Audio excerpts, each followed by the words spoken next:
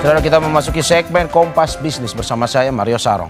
Aliansi Ekonomi Indonesia meminta pemerintah ambil langkah tegas untuk menyelamatkan kondisi ekonomi Indonesia yang berada dalam kondisi darurat. Ada 7 desakan yang disuarakan, mulai dari pembenahan salah alokasi anggaran hingga menyehatkan tata kelola penyelenggaraan negara.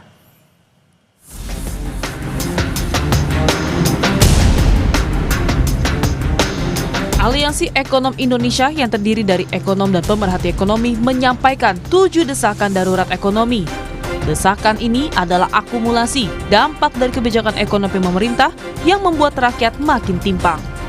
Salah satu perwakilan ekonom Indonesia, Vivi Alatas, bilang kondisi ini terjadi karena banyaknya konflik kepentingan dan tata kelola yang tidak tepat. Dapat menyimpulkan 2 benang merah dari permasalahan perekonomian ini. Pertama, misalokasi sumber daya yang masif, serta kedua, rapuhnya institusi penyelenggara negara karena konflik kepentingan dan tata kelola yang tidak amanah.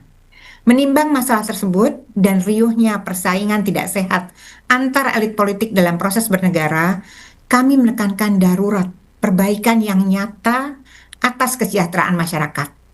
Dalam kapasitas sebagai ekonom profesional dan akademisi di bidang ekonomi yang mengemban amanah untuk menyuarakan kesulitan perekonomian yang dirasakan rakyat, dan dengan bela rasa pada kehidupan masyarakat, kami menyampaikan beberapa desakan penting dan genting untuk dapat ditindaklanjuti secara serius oleh berbagai perangkat negara. Sementara itu, ekonom lainnya, Elang Setiawan, bilang penciptaan lapangan kerja makin menyusut termasuk bagi kalangan muda yang seharusnya menjadi aset bangsa yang krusial. 7 desakan darurat ekonomi yang disuarakan ialah perbaiki secara menyeluruh misalokasi anggaran yang terjadi dan tempatkan anggaran pada kebijakan dan program secara wajar dan proporsional. Kemudian kembalikan independensi, transparansi dan pastikan tidak ada intervensi kepentingan pihak tertentu. Hentikan dominasi negara yang beresiko melemahkan aktivitas perekonomian lokal. Deregulasi kebijakan, perizinan, lisensi dan penyederhanaan birokrasi termasuk pencabutan TKDN. Prioritaskan kebijakan yang menangani ketimpangan dalam berbagai dimensi. Kembalikan kebijakan berbasis bukti dan proses teknokratis dalam pengambilan kebijakan serta berantas program populis. Dan terakhir, tingkatkan kualitas institusi, bangun kepercayaan publik, dan sehatkan tata kelola penyelenggara negara. 7 desakan ini bukan datang secara tiba-tiba. Para ekonom pun menegaskan gelombang protes publik harusnya menjadi alarm atas kondisi ekonomi nasional hari ini. Vicky Kwen, Tim Liputan, Kompas TV.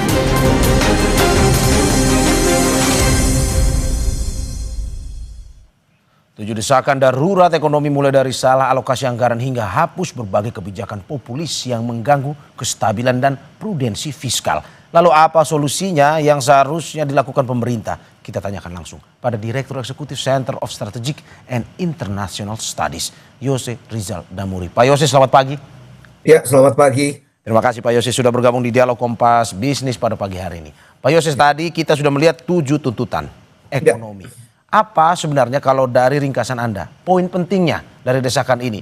7 tuntutan ini merangkum kondisi ekonomi Indonesia yang mana dan kegelisahan kelas yang mana sebenarnya? Ya, ini sebenarnya seperti yang tadi dikatakan oleh Bu Vivi ya di dalam cuplikan tadi, kita melihat para ekonom ini melihat bahwa ada 2 hal penting, adanya misalokasi dari sumber daya. Sumber daya ini artinya bukan saja anggaran ya, tetapi juga resources ekonomi, sumber daya ekonomi yang lainnya yang salah dialokasikan karena memang kebijakannya tidak terlalu mendukung ke arah yang alokasi yang tepat. Kemudian juga ada ini semua juga kembali kepada tata kelola dari perekonomian itu sendiri. Untuk ke pertanyaannya, ini sebenarnya kegelisahan kelas yang mana? Ini sebenarnya kegelisahan seluruh kelas karena kita melihat bahwa pertumbuhan ekonomi itu menurun kualitasnya. Seluruh kelas ini kelas bawah, menengah dan juga atas sekalian ya? Ya, semuanya. Oke. Semua tentunya, karena kita melihat bahwa adanya penurunan kualitas yang cukup tajam di dalam kondisi perekonomian saat ini. Ada 6 poin yang kami sebutkan sebagai latar belakang untuk menjelaskan bagaimana kondisi perekonomian tersebut. Tetapi juga kemudian kita lihat bahwa ada beberapa poin penting di sana. Pertama, pertumbuhan ekonomi yang menurun Ya. kualitasnya ya. Kualitasnya misalnya kami menyebutkan bahwa pada tahun 2010 sampai tahun 2020 sebelum COVID misalnya, pertumbuhan ekonomi itu 5,4% secara rata-rata Ya. dan mampu mengungkit upah real tumbuh sebesar 5,1%. Sementara saat ini pertumbuhan ekonomi yang tetap 5% itu hanya meningkatkan upah real sebesar 1,2%. Oke. Jadi kualitasnya sudah menurun. Belum lagi masalah ketersediaan lapangan kerja yang sangat dirasakan terutama oleh para pencari kerja muda. Ya, anak muda Orang-orang ya. yang sudah mempunyai kemampuan cukup tinggi tetapi tidak bisa terserap oleh lapangan pekerjaan, oleh perekonomian itu sendiri untuk mendapatkan pekerjaan yang layak. Nah, hal ini tentunya berpengaruh kepada semua pihak di dalam perekonomian. Mungkin kita menganggap bahwa kelas atas terinsulasi, tetapi tidak, karena mereka juga menjadi driver untuk berbagai aktivitas-aktivitas perekonomian yang lainnya yang akan juga ditentukan atau dipengaruhi oleh kelas-kelas yang lainnya. Dan ini semua tentunya akan berpengaruh dan kita juga melihat bahwa ini tidak hanya masalah ekonomi tetapi juga ada masalah sosial di sana di mana permasalahan ekonomi ini kalau tidak ditangani dengan baik akan menjadi permasalahan sosial yang semakin lama Ya. semakin memberatkan. Oke. Pak Yos, ini menarik bahwa semua poin yang disampaikan 7 ini mencakup seluruh yang tadi Anda bilang, kelas, permasalahan kegelisahan seluruh kelas. Tetapi ada kata misalokasi atau salah anggaran. Maksudnya bagaimana kalau dari analisis Anda? Dan anggaran yang mana sebenarnya? Ya, begini, sejak tahun kemarin, tahun ini bukan tahun kemarin ya, yang ditetapkan oleh sejak tahun kemarin, kita melihat ada perubahan besar-besaran di dalam struktur anggaran kita, terutama struktur spendingnya, struktur pengeluaran, di mana ada beberapa pos-pos baru yang cukup menyita porsi yang cukup besar di dalam anggaran kita.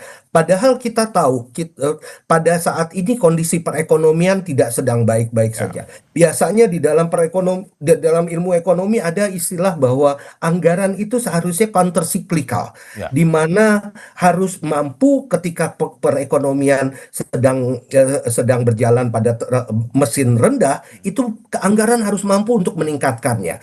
Nah, sekarang dengan pengeluaran-pengeluaran baru yang belum ada infrastrukturnya, ya tentunya ya, belum ada juga mekanisme yang jelas, belum kemungkinan juga kita nggak tahu apakah itu memberikan manfaat yang baik atau tidak kepada perekonomian. Risiko untuk melakukan pengeluaran-pengeluaran baru yang belum kita punyai infrastruktur dan mekanismenya ini menjadi tinggi. Belum tentu anggaran yang sudah disediakan memang bisa didisburse karena infrastrukturnya belum ada. Mekanismenya belum ada, prosesnya belum ada. Kemudian kalaupun juga bisa didisburse, bagaimana manfaatnya? Bagaimana multiplier efeknya terhadap perekonomian? Ini semua belum ada dan belum kita bermain-main dengan risiko yang cukup tinggi dengan adanya alokasi anggaran yang baru tadi. Ya, jadi mungkin memang alokasi anggarannya seharusnya ditetapkan pada berbagai porsi-porsi yang sesuai, begitu ya, yang memang sudah akan memberikan dorongan kepada perekonomian secara lebih cepat lagi. Oke, Mas Jose, yang perlu kami perjelas adalah terkait poin tentang program populis seperti ya kalau kita lihat makan bergizi gratis dan juga koperasi desa yang memang ya begitu gencar dilakukan pada pemerintahan kali ini. Tuntutan aliansi ekonom ini anggaran harus dikurangi atau programnya dihapus karena jadi beban fiskal. Menurut Anda seperti apa? Kalau seperti tadi saya katakan bahwa ini kan adalah alokasi-alokasi anggaran yang baru ya, pos-pos anggaran yang baru yang belum ada sebenarnya infrastrukturnya. Apakah infrastrukturnya kemudian bisa dibangun di dalam waktu yang cepat?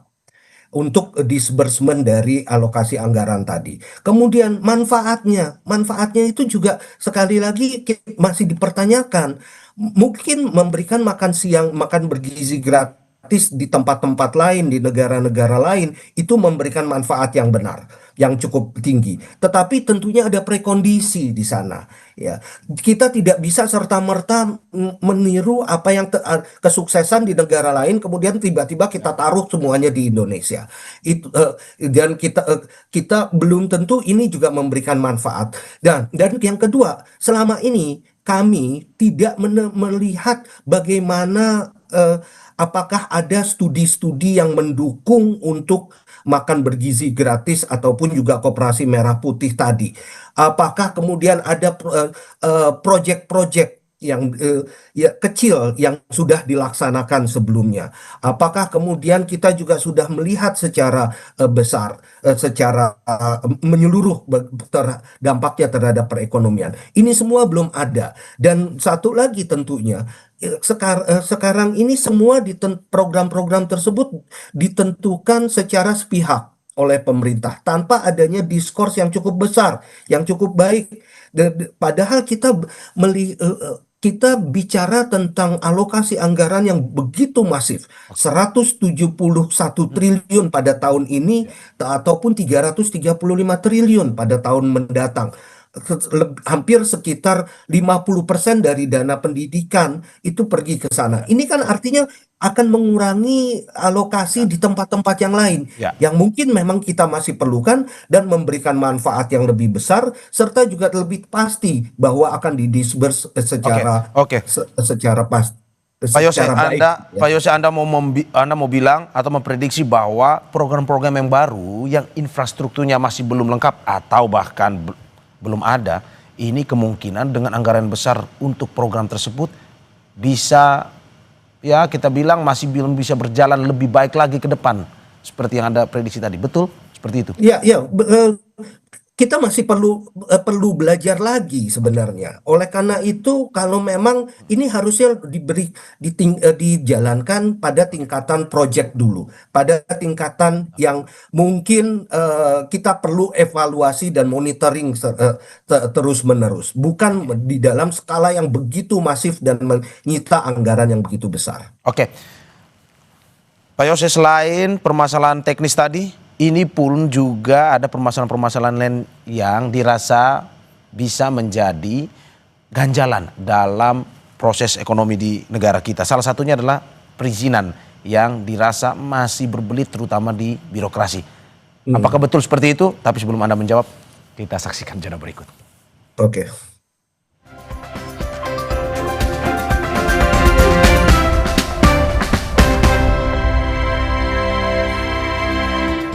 Terima kasih masih di Kompas Bisnis bersama saya Mario Sarong dan juga narasumber saya Yose Rizal Damuri, Direktur Eksekutif Center of Strategic and International Studies. Pak Yose, saya lanjutkan tadi terkait dengan soal perizinan. Di poin deregulasi kebijakan, perizinan, lisensi, dan penyederhanaan birokrasi. Untuk mencabut kebijakan perdagangan diskriminatif dan distortif seperti TKDN dan kuota impor ini. Bukankah sebenarnya TKDN ini masih perlu untuk menghadang impor Cina, lalu deregulasikan sudah jalan sampai saat ini dan Undang-Undang Cipta Kerja justru mengusiknya. Ini apa penjelasan atau analisis Anda soal ini? Ya, berbagai kebijakan-kebijakan yang ada ini sekarang sebenarnya sudah bukan satu hal yang yang baru ya. Ini sudah berlangsung sejak lama dan sudah banyak studi, termasuk studi dari kami sendiri di di CSIS yang memperlihatkan semuanya ini berdampaknya negatif, berdampak terhadap produktivitas, dampak terhadap pertumbuhan ekonomi, terhadap pembangunan industri dan lain-lainnya. Seperti TKDN misalnya. TKDN mungkin cukup baik kalau memang kita sudah bisa lakukan, kita sudah punya kemampuan untuk mensuplai berbagai kandungan itu dan memproduksi berbagai part dan komponen di dalam negeri. Tapi kalau nggak ada, akhirnya industri hilirnya akan terkena. Dan ini sudah terlihat sekali selama beberapa tahun belakangan. Bagaimana industri hilir kita sekarang ini sudah tidak lagi mampu bersaing karena keterbatasan bahan baku salah satunya. Begitu juga dengan kuota import. Kuota import itu sekali lagi ini juga memperlihatkan bagaimana kita tidak lagi mampu mendapatkan berbagai bahan baku, part dan komponen yang mungkin kita perlukan untuk proses produksi selanjutnya. Import itu kan bukan cuma bahan konsumsi. Bukan cuma barang konsumsi, tapi yang lebih penting 75% dari import Indonesia itu adalah bahan baku yang kita perlukan untuk proses produksi lainnya. Kalau proses ini bahan bakunya mahal karena adanya kuota dan lain-lainnya, tentunya competitiveness dari industri kita pun juga tidak akan menjadi lebih baik. Nah, tadi ada pertanyaan, ini kan kita perlukan untuk mencegah import misalnya dari Cina. Nah, kita ada kesalahan berpikir sebenarnya. Sering sekali kita salah berpikir. Kalau untuk menyetop import ataupun juga mengurangi import tadi, kita memerlukan aturan-aturan baru. Padahal permasalahannya bukan di aturannya. Kita sudah cukup punya aturan yang banyak, tetapi pada implementasinya, kebanyakan barang-barang yang datang masuk ke Indonesia itu adalah barang-barang ilegal. Dan itu kenapa bisa ilegal? Karena aturan-aturannya tidak dijalankan dengan baik. Ya. Jadi ini masalah implementasi jangan di mix, jangan disalahpahami dengan aturan. Kita bukan kekurangan aturan. Kita cukup punya banyak aturan, bahkan yang aturan itu memberatkan. Yang ada adalah implementasi dari aturan tersebut. Implementasi ini yang pada akhirnya Pak Yose ada tuntutannya terkait dengan kembalikan independensi dari Bank Indonesia, selain itu juga dengan BPS. Apa maksud dari tuntutan ini kalau melihat? Apakah mungkin saja data-data dan kebijakan yang dikeluarkan lembaga ini tidak menggambarkan kondisi ekonomi realnya? Apakah kalau kita lihat Bank Indonesia sekarang menanggung beban fiskal dan data BPS dipersolek? Ya.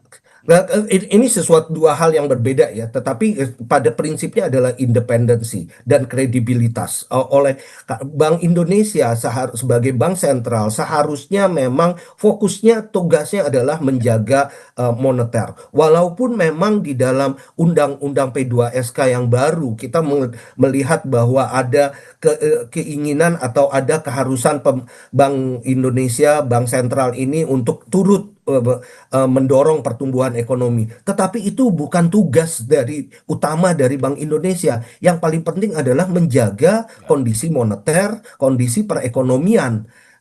Jadinya kalau sekarang ini burden sharing itu diberikan kemana-mana, ini kelihatannya sudah menyalahi marwah dari bank sentral itu sendiri. Burden sharing mungkin diperlukan ketika kondisinya emergency di dalam kondisi COVID kemarin ini. Tetapi kalau tidak ada keharusannya hanya untuk membiayai program-program pemerintah yang tadi sudah kita bahas tadi, yang begitu besar, begitu masif, sementara kita nggak punya uang. Tentunya ini berimplikasi kepada perekonomian secara besar. Oleh karena itu, kembalikan independensi dari bank sentral ini menjadi salah satu tuntutan yang paling utama juga bagi dari kami ekonomi. Oke Pak Yose, terima kasih banyak atas apa yang disampaikan. Semoga bisa memberikan masukan kepada pemerintah terkait bagaimana menangani persoalan ekonomi yang dirasakan seperti Anda bilang tadi, seluruh kelas Indonesia. Mengejutkan, tetapi ini menjadi PR yang perlu dicarikan solusinya oleh pemerintah. Sekali lagi terima kasih Pak Yose. Sehat-sehat. Terima kasih. Mari.